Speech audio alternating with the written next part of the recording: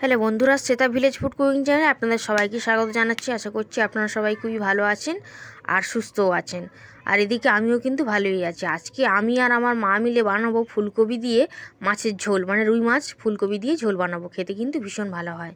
তো প্রথমে দেখুন এরকম একটা বড় ফুলকপি নিয়ে নিয়েছি। শীতের ফুলকপি নতুন নতুন উঠেছে, খেতে কিন্তু বেশ ভালো লাগবে এই ঝোলটা। তো এই ফুলকপিটাকে কেটে নিয়েছিলাম এরকম ছোটো ছোটো করে, আর আলুগুলোও কিন্তু কেটে নিয়েছি, এরকম সরু সরু স্লাইস করে কেটে নিয়েছি আলুগুলোকে।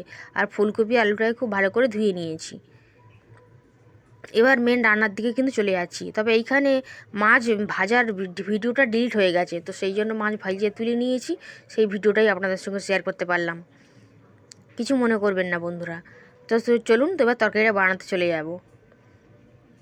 মাছ ভাজার ওই তেলের মধ্যেই কিন্তু আমি আর একটু তেল বাড়িয়ে দিয়েছি, দিয়ে এই তেলের মধ্যে ফোড়ন দিয়ে দেবো।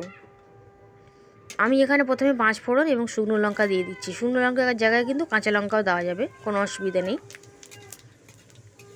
ফোড়নটাকে কয়েক সেকেন্ডের জন্য একটু ভেজে নিচ্ছি। নিয়ে প্রথমে কিন্তু ফুলকপিগুলোকে ভেজে নেবো। ফুলকপিগুলোকে কিন্তু একটু ভালো করে বেছে নিয়ে কাটতে হবে, কারণ যদি পোকা থেকে থাকে বা হালকা করে গরম জলে কিন্তু ভাপিয়েও নেওয়া যেতে পারে, তাহলে কিন্তু ফুলকপির মধ্যে যে পোকা থাকে সেগুলো কিন্তু আর থাকবে না। তবে এখানে আমি কিন্তু ফুলকপিটাকে একটু বেছে নিয়ে কেটেছি, আর ফুলকপিটা খুব ভালো ফুলকপি। এখন তেলের উপর এভাবে একটু মেলে মেলে দিতে হবে আর একটু ভাজতে হবে। ফুলকপিটা যতটা ভালোভাবে ভাজা হবে ততই তরকারিটা কিন্তু খেতে ভালো লাগবে। দেখুন একটু লাল করে কিন্তু ভাজা ভাজা হয়ে গেছে। এই সময় আপনারা তুলেও নিতে পারেন ফুলকপিটা। আমি এর মধ্যে আলুটা দিয়ে দেবো। আলুটা দিয়ে কিন্তু ফুলকপিটাকে লাল করে ভেজে নেবো, আর একটু ভাজা হবে, আর আলুটাও সঙ্গে সঙ্গে ভাজা হয়ে যাবে। আপনারা সবাই কেমন করে রান্না করতে পছন্দ করেন ফুলকপি আলু মাছের ঝোলটা অবশ্যই শেয়ার করতে পারেন কমেন্ট বক্সে। তো দেখুন আলু আর ফুলকপিটাকেও কিন্তু ভালো করে আমি ভেজে নিয়েছি। এখন দিয়ে দিচ্ছি লবণ। লবণটা দিয়ে খুন্তি দিয়ে নাড়াচাড়া করে মিশিয়ে নিলাম। খুবই সহজ পদ্ধতিতে রান্না করে দেখাবো, খেতে কিন্তু ভীষণ ভালো হয়। আপনারা এরকমভাবে রান্না করে দেখতে পারেন। দিয়ে দিচ্ছি 1.5 চামচ পরিমাণে হলুদ গুঁড়ো। হলুদ গুঁড়োটাকে দিয়েও খুব ভালো করে মিশিয়ে নিচ্ছি। আর এখন তো শীতের ফুলকপি নতুন নতুন উঠেছে, এটা দিয়ে মাছের ঝোল রান্না করলে কিন্তু খেতে ভীষণ ভালো লাগে। আর যদি ভিডিওটা এই পর্যন্ত দেখে থাকেন সবাই, একটু যদি স্কিপ না করে, তাহলে ততক্ষণ তার জন্য কিন্তু আপনাদেরকে অসংখ্য ধন্যবাদ। আর এখন দিয়ে দিলাম 2 চামচ পরিমাণে জিরে গুঁড়ো এবং ধনিয়া গুঁড়ো। আমি এখানে গুঁড়ো ব্যবহার করেছি, আপনারা কিন্তু বেটেও দিতে পারেন।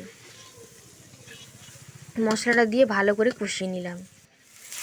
এখন পরিমাণ মতন জল দিয়ে দিচ্ছি। তরকারির ঝোলটা একটু বেশি রাখবো, কারণ তরকারিটা একটু বেশিভাবে ফুটবে। যতটা ভালোভাবে ফোটানো হবে ততই খেতে ভালো লাগবে। তরকারি কষানো হতে হবে ভালো, তারপর ফোটানো হতে হবে, তারপরেই কিন্তু তরকারিটা খেতে ভালো লাগবে। তো বেশি করে একটু জল দিয়ে দিয়েছি, দিয়ে কিছুক্ষণের জন্য একটু অপেক্ষা করছি, তারপর মাছগুলো দিয়ে দেবো। এখানে আমার মা মাছগুলো দিয়ে দিচ্ছে, আর আমি উনুনটা জ্বাল দিচ্ছি ততক্ষণে। সব মাছ রান্না করব না আজকে, 6টা মাছ আজকে রান্না করব। তো মাছগুলো দিয়ে দিলাম, দিয়ে ঢাকনা দিয়ে ঢেকে দেবো। দিয়ে কিছুক্ষণের জন্য অপেক্ষা করছি। 20 মিনিট পর আমি ফিরে এসেছি।